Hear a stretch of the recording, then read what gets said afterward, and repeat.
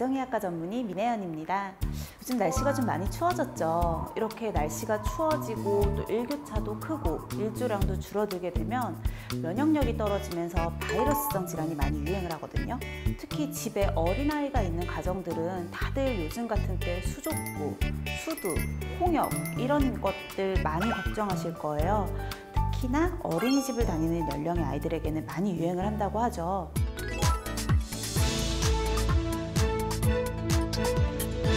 일단 가장 위험하고 또 가장 전염력이 강한 홍역부터 말씀을 드릴게요. 홍역 같은 경우는 원인은 홍역 바이러스로 인해서 발생을 하고요. 사실은 가을, 겨울에 많이 발생하는 건 아니고 계절에 상관없이 한 명이라도 걸리게 되면 주변으로 전염력이 굉장히 많이 강해서 아예 유행을 타게 돼요. 이 세 가지 질환을 묶어서 말씀드리는 이유가 특징적인 발진이 있기 때문이거든요. 그래서 홍역 역시도 발진이 있는데요.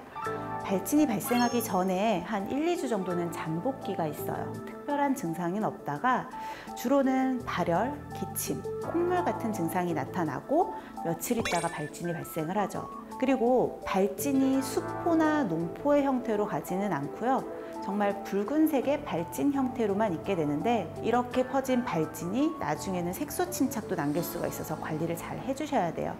전염성이 매우 강하기 때문에 주의를 하셔야 되는데요. 전염이 되는 원인은 비말 감염이라고 해요. 그러니까 호흡기 분비물에 의한 감염이죠. 사실 바로 앞에서 말한다고 옮는 게 아니고 비말은 굉장히 미세한 입자로 공기 중에 떠다니기 때문에 어떻게 보면 공기 감염이라고 얘기를 해도 무방합니다. 전염력도 강한데 공기 중에 감염까지 된다고 하니까 반드시 격리가 필요하겠죠. 발진이 발생을 하면 바로 병원에 방문하시고 거기서 진단을 받으셨다고 하면 넉넉하게 4일에서 7일 정도는 격리를 하시는 것이 중요합니다. 그럼 다음으로는 수두에 대해 한번 알아볼게요. 수두 역시 수두 바이러스에 의해 발생을 하거든요. 그런데 얼마 전에 제가 수두랑 대상포진은 같은 바이러스다라고 말씀드린 거 기억하세요? 그래서 명확하게 말하면 수두 바이러스가 아니고 수두 대상포진 바이러스예요.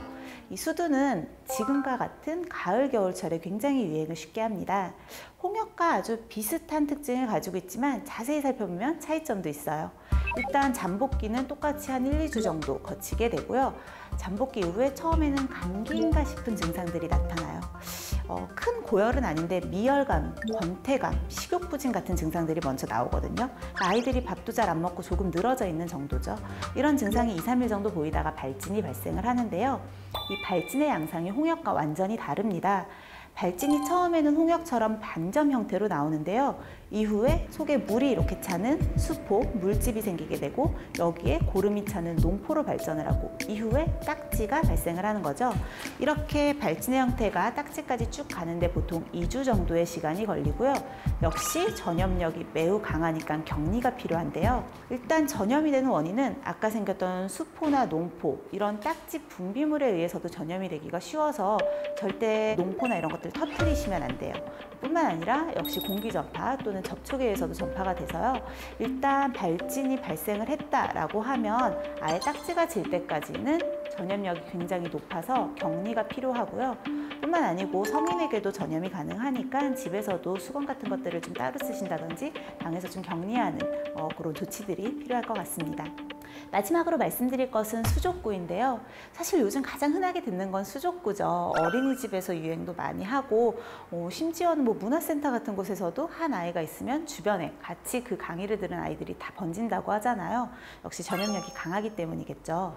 앞서서 홍역은 홍역 바이러스가 원인, 수두는 수두 바이러스가 원인이었으니까 수족구도 수족구 바이러스라는 게 있을까요? 사실 수족구는 수족구 바이러스가 아니라 콕사키 바이러스나 엔테로바이러스라고 하는 좀 다양한 종류의 바이러스들이 유발을 해요. 수족구는 원인 바이러스에서 이름을 딴 게 아니고요.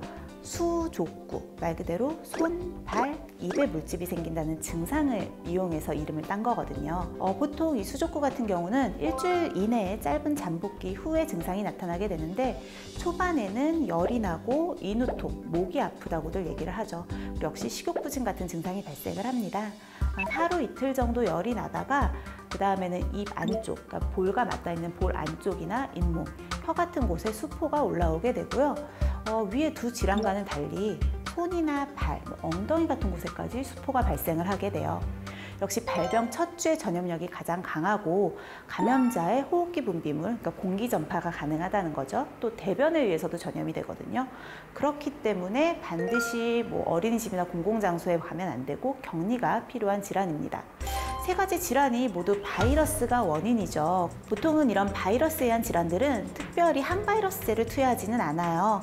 본인의 면역력으로 이겨낼 수 있기 때문에 아이가 너무 아파한다라고 하면 해당하는 부분에 진통 성분이 있는 약을 준다거나 열이 너무 고열로 나면 해열제를 준다거나 일반적인 대증요법 정도를 하는 것이 보통이에요. 사실 이런 질환들이 일반적으로는 이렇게 대증요법만으로 충분한 휴식만으로도 치료가 가능하긴 하지만 일부에서는 병의 경과들이 빠르게 진행하면서 합병증을 남길 수도 있거든요.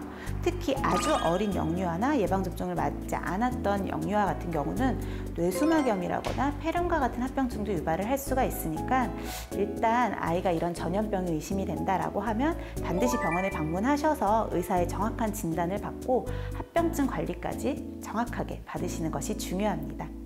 이런 전염병들이 굉장히 전염력이 강한 만큼 사실 수두나 홍역 같은 경우는 예방접종이 나와 있고 영유아의 필수 예방접종 스케줄에도 들어가 있거든요.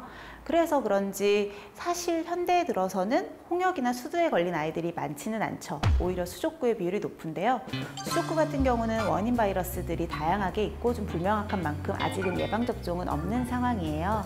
그래서 특히나 아이의 위생관리에 더 신경을 써주셔야겠죠. 하지만 드문 비율이긴 해도 여전히 수두나 홍역 환자들이 존재를 하고 있고 특히나 홍역 같은 경우는 한번 발생을 했다라고 하면 뉴스에도 나오고 질병관리본부에서도 비상대책 같은 것들이 내려오거든요. 그래서 성인이라고 하더라도 내가 면역력이 있는지 확인 한번 해보시고 미리미리 예방접종 맞아두시는 것이 좋습니다.